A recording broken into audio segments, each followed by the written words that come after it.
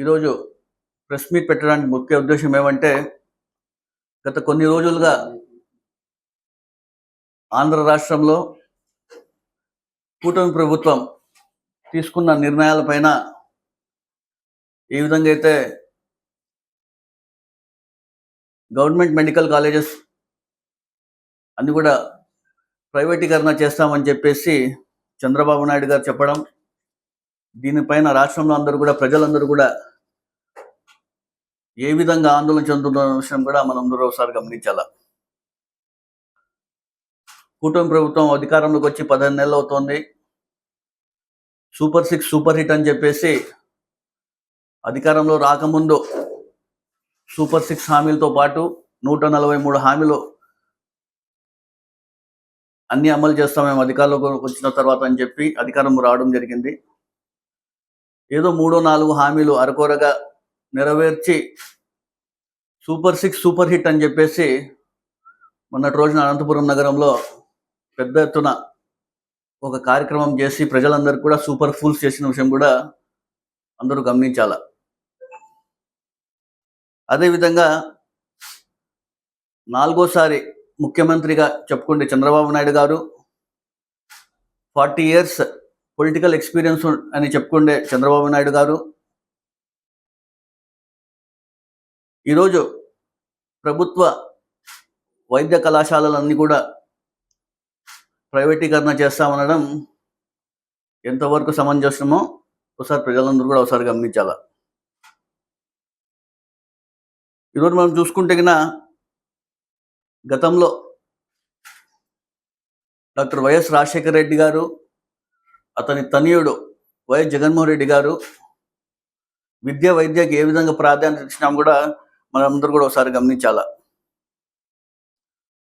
పేదలందరూ కూడా కార్పొరేట్ వైద్యం అందించాలనే ఉద్దేశంతో ప్రతి ఒక్క హాస్పిటల్ని కూడా అభివృద్ధి చేసుకుంటూ, అదేవిధంగా పేద విద్యార్థులు కావచ్చు, ఎంబీబీఎస్ చదవాలా, పిల్లలందరూ కూడా మంచి కాలేజీలో ఉండాలని చెప్పేసి జగన్మోహన్ రెడ్డి గారు అధికారంలోకి రాగానే కేంద్ర ప్రభుత్వంతో మాట్లాడి దేశ చరిత్రలో ఎక్కడ లేని విధంగా 17 కొత్త మెడికల్ కాలేజెస్ తీసుకొచ్చిన ఘనత ఎవరు అంటే కూడా జగన్మోహన్ రెడ్డి గారు. ఒక్కొక్క మెడికల్ కాలేజ్ మనం చూసుకుంటే దాదాపుగా 50 నుంచి 100 ఎకరాల్లో ఉంది. అదేవిధంగా ఒక్కొక్క మెడికల్ కాలేజ్కి దాదాపు 450 నుంచి 500 crores రూపీస్ వరకు కూడా ఖర్చు చేయడం కూడా జరిగింది. ఈరోజు 17 మెడికల్ కాలేజ్ సంబంధించి చూసుకుంటే దాదాపుగా 500 కోట్ల రూపాయలతో చూసుకుంటే 17 మెడికల్ కాలేజ్కి 8,500 కోట్ల రూపాయలు శాంక్షన్ చేసిన ఘనత ఎవరున్నారు కూడా వైఎస్ జగన్మోహన్ రెడ్డి గారు. ప్రతి జిల్లాలో ఒక మెడికల్ కాలేజ్ ఉండాలా అని చెప్పేసి జగన్మోహన్ రెడ్డి గారు తీసుకురావడం జరిగింది. అదేవిధంగా ప్రతి ఒక్క డిస్ట్రిక్ట్ని కూడా రీఆర్గనైజ్ చేసి 13 నుంచి 26 డిస్ట్రిక్ట్లు చేయడం జరిగింది. ప్రతి డిస్ట్రిక్ట్లో ఒక మెడికల్ కాలేజ్ తీసుకొస్తే అక్కడ ప్రజలకందరికీ కూడా బాగుంటుంది. వైద్యపరంగా కావచ్చు, విద్యాపరంగా కావచ్చు, అన్నిటి విధానంగా అభివృద్ధి చెందుతుంది అని చెప్పే ఉద్దేశంతో ఫస్ట్ ఫేజ్లోనే విజయనగరం కావచ్చు, ఏలూరు కావచ్చు, మచిలీపట్నం కావచ్చు, రాజమండ్రి కావచ్చు, నంద్యాల కావచ్చు, ఈ ఫస్ట్ ఫేజ్లోనే ఈ 5 మెడికల్ కాలేజ్ కూడా పూర్తి ఇన్ఫ్రాస్ట్రక్చర్తో కంప్లీట్ చేసి పేదలకు అదేవిధంగా విద్యార్థులకు ప్రతి ఒక్క కాలేజీలో కూడా 150 సీట్లు చెప్పేసి 5 కాలేజీలో కూడా 750 సీట్లు ఫస్ట్ ఇయర్లోనే 2023-2024లో స్టార్ట్ చేసిన ఘనత ఎవరు అంటే వైఎస్ జగన్మోహన్ రెడ్డి గారు. అదేవిధంగా మనం చూసుకుంటే రెండో ఫేజ్లో కూడా 5 కాలేజీలు కంప్లీట్ చేసి ప్రజలకు అందుబాటులో తీసుకురావాలని చెప్పడం జరిగింది. పాడేరు మెడికల్ కాలేజ్ కావచ్చు, పులివెందుల మెడికల్ కాలేజ్ కావచ్చు, మార్కాపురం కావచ్చు, ఆదోని కావచ్చు, మదనపల్లి కావచ్చు. ఇందులో పాడేరు మెడికల్ కాలేజ్, అదేవిధంగా పులివెందుల మెడికల్ కాలేజ్ దాదాపుగా పూర్తి పనులు కూడా అయిపోయినాయి. ఇంకా మిగతా మెడికల్ కాలేజ్ దాదాపుగా 80% వరకు కూడా పనులు పూర్తి కావడం జరిగింది.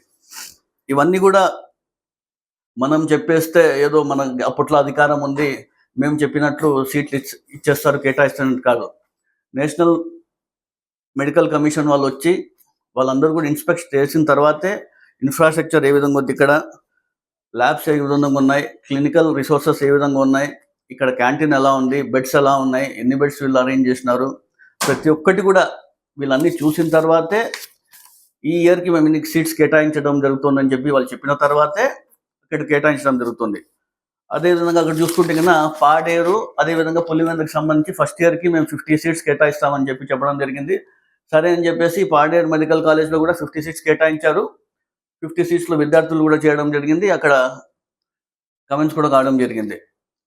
అదేవిధంగా పులివెందు వరకు వచ్చేసరికి ఇది వచ్చేసి వైఎస్ఆర్ జిల్లా, డాక్టర్ వైఎస్ రాజశేఖర రెడ్డి గారి జిల్లా, జగన్మోహన్ రెడ్డి గారి కాన్స్టిట్యుయెన్సీ పులివెందులో మనం సీట్లు పెట్టి ఇక్కడ కాలేజ్ రన్ చేస్తే ఈ క్రెడిట్ అంతా జగన్మోహన్ రెడ్డి గారికి వెళ్తుందని చెప్పేసి చంద్రబాబు నాయుడు స్వయాన నేషనల్ మెడికల్ కమిషన్కి లెటర్ రాసి ఈ ఉండే 50 సీట్స్ కూడా క్యాన్సిల్ చేయాలని చెప్పేస్తే కదా ఎంత దౌర్భాగ్యమో ఒకసారి ప్రజలందరూ కూడా ఒకసారి గమనించాల. అదేవిధంగా మనం చూసుకుంటే థర్డ్ ఫేజ్లో కూడా చూసుకుంటే కన్నా నర్సీపట్నం కావచ్చు, పాలకొల్లు కావచ్చు, పార్తీపురం కావచ్చు, అమలాపురం కావచ్చు, బాపట్ల కావచ్చు, పెనుగొండ కావచ్చు, పిడుగురాల కావచ్చు, ఇక్కడ కూడా పనులన్నీ కూడా ప్రారంభమైనాయి. ఇక్కడ పనులు జరుగుతున్న విషయం కూడా మనం చూస్తాం. కానీ కూటమి ప్రభుత్వం నేతలు చూస్తే కన్నా ఎక్కడో ఖాళీ స్థలాల దగ్గర వెళ్ళి సెల్ఫీ తీసుకొని ఇక్కడ పనులు కాలేదు, కేవలం ఒక ఫ్లోరే వేసారని చెప్పి అక్కడ సెల్ఫీ తీసుకొని ఫోటోలు పెట్టడము అని చెప్పి ప్రచారం చేస్తున్న విషయం కూడా మనం చూసాం. అదేవిధంగా 1923 నుంచి 2019 వరకు చూసుకుంటే కన్నా మన రాష్ట్రంలో కేవలం 12 మెడికల్ కాలేజెస్ ఉండేవి.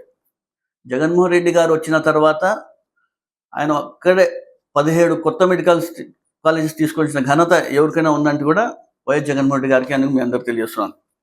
అదేవిధంగా మనం చూసుకుంటే చంద్రబాబు నాయుడు గారు చెప్పే సీఎం గారు 4.0 అని చెప్పుకుంటే చంద్రబాబు నాయుడు గారు మీరు ఒక్క మెడికల్ కాలేజ్ తీసుకొచ్చారా, 4 times సీఎం అంటున్నారు. మీరు సూపర్ 6 అంటారు, సూపర్ హిట్ అంటారు, సెల్ ఫోన్స్ నేను తీసుకొచ్చినానంటారు, ఆర్టిఫిషియల్ ఇంటెలిజెన్స్ కాలం అంటారు. ఇప్పుడు అందరూ మీరు నేను ఒకటే అడగదలుచుకుంటున్నాను మీ అందరికి కూడా, ఏదైతే మీరు ఇప్పుడు ఐటీకి అందరికి సంబంధించి నేనే డెవలప్ చేసిన అంటున్నారు కదా, ఐటీకి సంబంధించి కానివ్వండి, ఆర్టిఫిషియల్ ఇంటెలిజెన్స్లో మీరు మెటాలో కానివ్వండి, చాట్ జీపీటీలో కానివ్వండి వెళ్ళి ఒకసారి జగన్మోహన్ రెడ్డి గారు తీసుకొచ్చిన 17 మెడికల్ కాలేజెస్ అని టైప్ చేసి కొడితే వినా ఆ వీడియోస్తో పాటు ఆ ఇమేజెస్ అన్ని కూడా వస్తాయి. ఒకసారి మీరు మీ క్యాబినెట్ వాళ్ళకు, మీ ఎమ్మెల్యే వాళ్ళకు చూపిస్తే కూడా బాగుంటుందని కూడా మీ అందరికి తెలియజేస్తున్నాను. ఈరోజు ఒక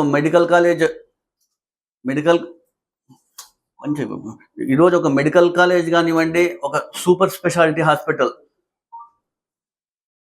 ఒక డిస్ట్రిక్ట్లో ఏర్పాటైందంటే ఆ ఊరు ఎంత అభివృద్ధి చెందుతుంది. అక్కడ డాక్టర్స్ కానివ్వండి, సూపర్ స్పెషాలిటీ హాస్పిటల్ రావడం జరుగుతుంది, టీచింగ్ మెడికల్ హాస్పిటల్ రావడం జరుగుతుంది, డాక్టర్స్ ఉండడం జరుగుతుంది, ప్రొఫెసర్స్ ఉండడం జరుగుతుంది, అసిస్టెంట్ ప్రొఫెసర్స్ ఉండడం జరుగుతుంది, నర్సింగ్ స్టాఫ్ ఉంటుంది, అదేవిధంగా ఎంబీబీఎస్ స్టూడెంట్స్ ఉంటారు. మొత్తం ఒక అప్డేటెడ్ మెడికల్ కాలేజ్తో ఈరోజు రాష్ట్రంలో నిర్మిస్తుంటే ఈరోజు ఏ విధంగా ప్రచారం చేస్తున్న విషయం కూడా మీరందరూ కూడా ఒకసారి గమనించాలని తెలియజేస్తున్నాను. చంద్రబాబు నాయుడు గారికి చేత కాక ఈరోజు జగన్మోహన్ రెడ్డి గారి పైన ఏ విధంగా విమర్శలు చేస్తున్నారో ఒకసారి గమనించాల. ఆయన పెండింగ్లో ఉన్న పనులు నిర్మించడానికి చేత కాకపోవడం, ఇవన్నీ మేము అన్ని కంప్లీట్ చేస్తే జగన్మోహన్ రెడ్డి గారు ఏ విధంగా అయితే 17 మెడికల్ కాలేజ్ తీసుకొచ్చారో ఇవన్నీ క్రెడిట్ అంతా వాళ్ళకి వెళ్ళిపోతుందని చెప్పేసి ఈరోజు పీపీపీ విధానంలో నేను అందజేయాలని చెప్పేసి ఏ విధంగా వీళ్ళు ప్రచారం చేస్తున్నారో ఒకసారి అందరూ గమనించాలి.